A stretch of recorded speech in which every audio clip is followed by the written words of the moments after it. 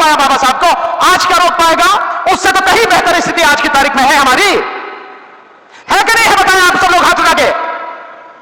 तो जब आज हमारी स्थिति उससे बेहतर है, तो हम उससे बेहतर क्यों नहीं कर सकते और हमें क्यों नहीं करना चाहिए?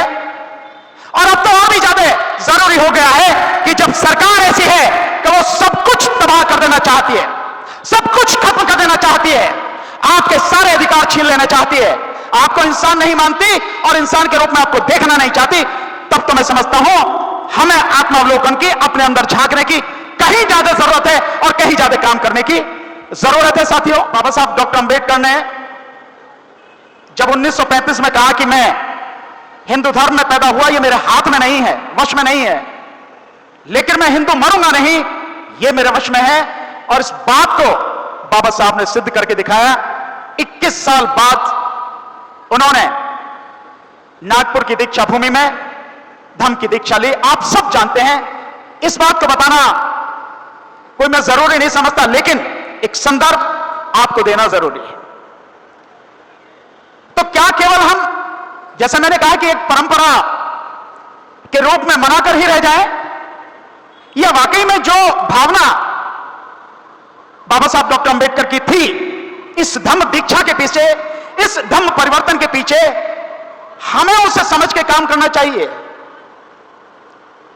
आप और सब इस बात को बहुत अच्छी तरह से इसका आकलन कर सकते हैं कि अगर हम उसी तरह से इस चीजों को समझते जैसा बाबा साहब ने हमें बताने का प्रयास किया, तो आज यह देश बौद्ध में बन चुका होता।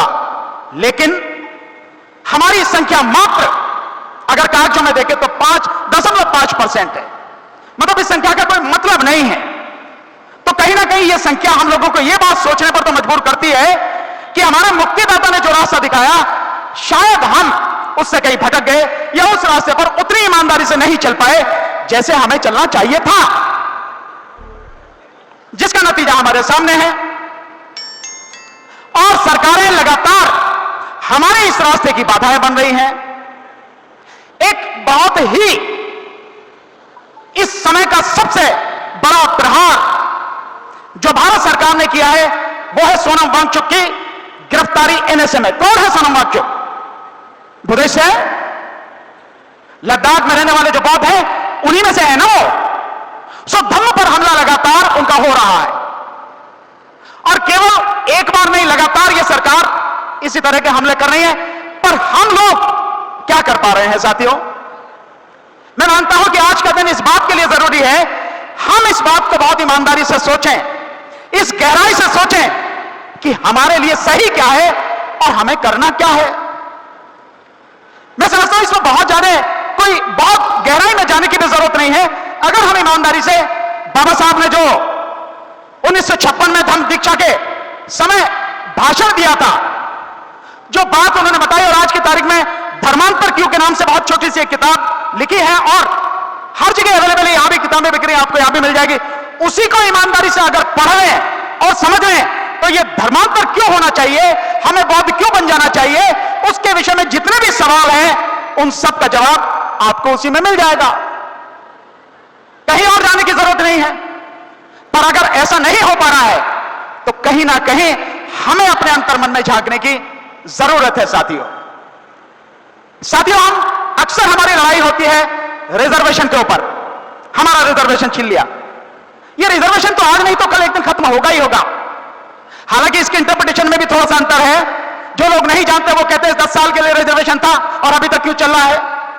पर जो लोग जानते हैं वो ये जानते हैं कि 10 साल का रिजर्वेशन केवल राजनीतिक रिजर्वेशन है। बाकी जो रिजर्वेशन है वो हमारा हमेशा के लिए है, वो संविधान के मूल अधिकारों में शामिल है। आर्टिकल 14 और 16 में शामिल है साथियों।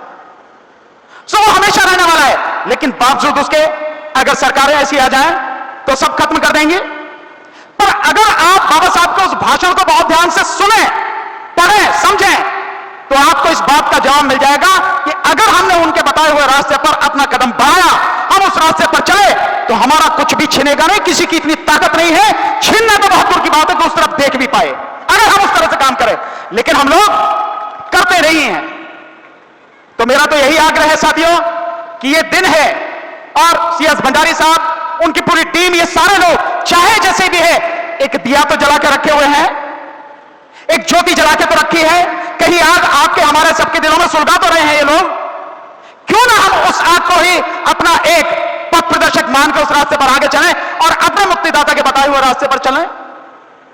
मुझे पक्का विश्वास है कि जिस दिन हम उस रास्ते पर चलेंगे, हमें आगे बढ़ने से कोई नहीं रोक पाएगा। उस समय कोई नहीं रोक पाया बाबा साहब को, आज क्या रोक पाएगा? उससे तो कहीं बेहतर स्थिति आज की तारीख में है हमारी, है कि नहीं है? बताएं आप सब लोग हाथ उठा के। तो जब आज हमारी स्थिति उससे बेहतर है, तो हम उससे बेहतर क्यों नहीं कर सकते और हमें क्यों नहीं करना चाहिए?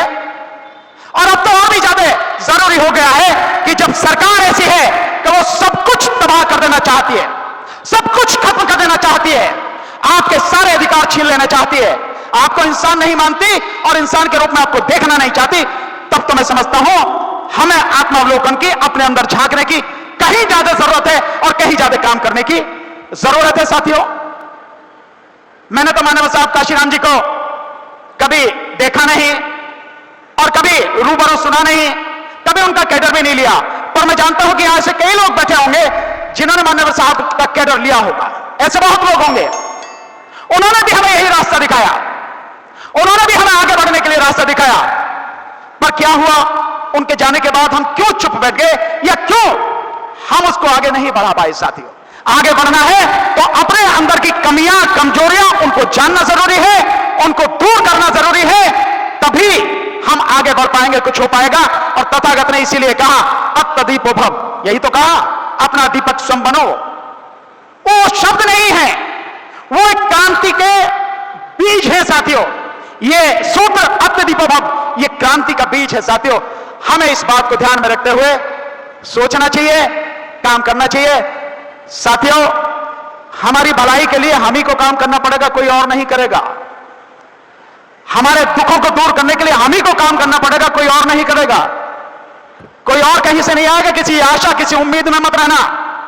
और केवल अपने लिए ही नहीं, हमें अपने साथ साथ अपने परिवार, अपने बच्चों के आने वाले भविष्य और अपने समाज और देश के लिए काम करना है। यह देश हमारा है, किसी और का नहीं।